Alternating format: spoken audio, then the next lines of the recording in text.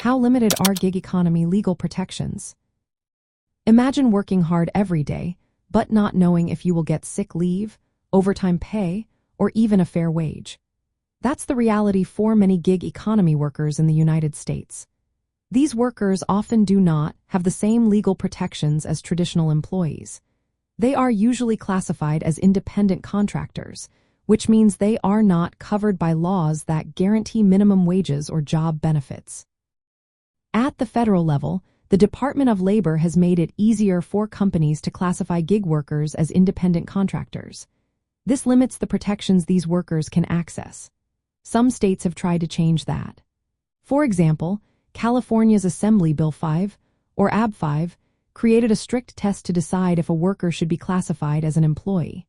The goal was to prevent companies from misclassifying workers to avoid providing benefits.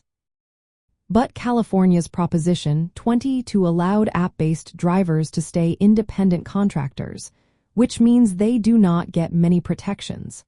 This creates a patchwork system where gig workers' rights depend on the state and platform they work for. There are some efforts at the federal level to improve things. Bills like the Empowering App-Based Workers Act aim to make gig work fairer.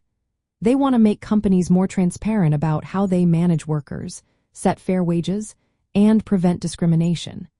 They also seek to limit the personal data companies can collect and stop workers from being deactivated unfairly. But these bills are still in the proposal stage and have not become law yet. So, most gig workers still lack comprehensive legal protections. Looking at the demographics, millions of people in the United States participate in the gig economy.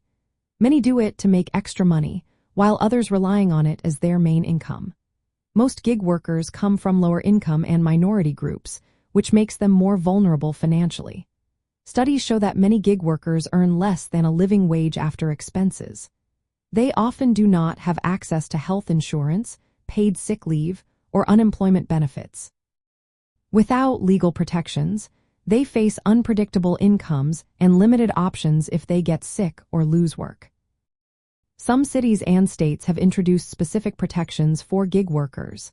These include minimum earnings guarantees, paid leave, or accident insurance. But these protections are not widespread and only cover certain workers.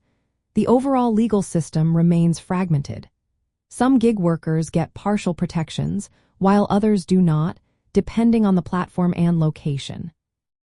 Gig workers also have to handle complex tax rules. They are considered self-employed, which means they pay their own taxes, including self-employment taxes. They must also manage deductions without help from an employer.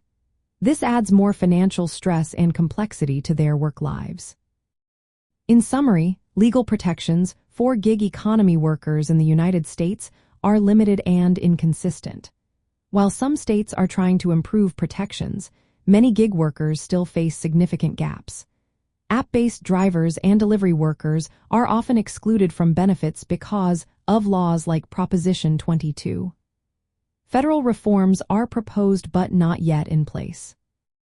As a result, millions of gig workers have few legal safeguards to support them in times of need or dispute.